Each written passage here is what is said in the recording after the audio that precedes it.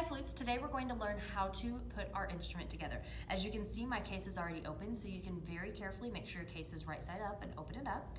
We already know our body, our foot joint, and our head joint. We're going to start with the body. Make sure you stay with me, not ahead of me, because I don't want you to mess something up on your flute as you try to put it together. There's some very specific things we have to do to put the flute together correctly. First thing, 2 fingers and a thumb on both hands. That's how we're going to get the body of our instrument out so that we're being very careful with it and we're holding it correctly. So I'm going to put my pointer finger of each hand inside the end just a little bit of the body of the flute, and then I'm going to pinch with my thumb and bring it up just like this. I have a very good handle on it. It's not going anywhere. It's not going to accidentally fall out of my hand at all. So now that I've got this, I'm going to transfer it to my right hand because I can't put it together if I'm holding it with both hands. So I'm going to transfer to my right hand, make sure it's your right, and hold the barrel with my right hand just like this. I am not touching any keys. I'm holding it very firmly though, so that nothing is going to accidentally fall, but I'm not squeezing any keys. Now, the foot joint. You have your left hand free right now.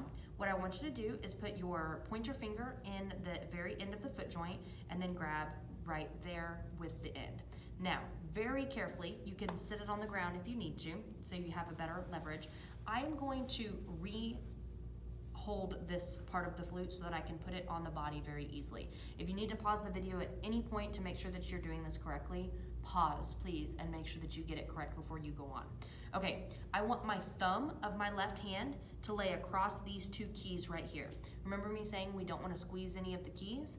That's true, but we certainly don't want to squeeze the rods. So I can put my thumb right here on these 2 keys and hold the rest underneath and cup this right here, okay? If my thumb is on these 2 keys, they're pressing down, but I'm not squeezing them and they're not doing anything that they weren't made to do. But if I were holding any other way, I would be squeezing rods and messing something up. So I'm gonna lay my thumb across these 2 keys and cup the rest of this where my fingers aren't touching any of the keys. Now, you have one big long rod in the middle of the foot joint.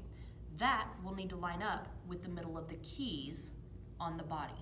So as I put this together, I'm going to line it up. You can see I'm going to put these together and I can kind of twist and push just a little bit.